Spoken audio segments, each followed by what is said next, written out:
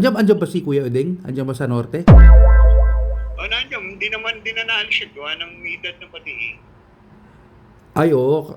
Kung magnunobenta na yan, hindi na siya pwedeng, kung halimbawa, uuwi siya ng Amerika, hindi na siya pwedeng mag-isa babiyahe. Kailangan na po, may kasama na siya. Sa ganyang edad, ah. Pati nga ano na yun eh, ano nga to, pati visionado na yun. Ano po? Visionado na. Apisyo.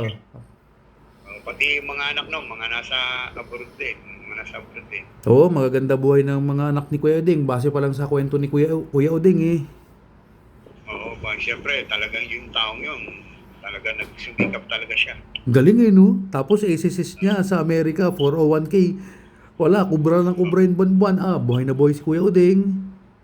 Oo, siyempre, talagang mas gusto niya talagang magano. Siyempre nga, may time na yun, nung time na yun, may mga anak siya na kailangan Mhm. niyang, di ba? Tama naman, tama naman. Yan po talaga lahat ng mga magulang, lahat ng tatay, lahat ng nanay, di ba?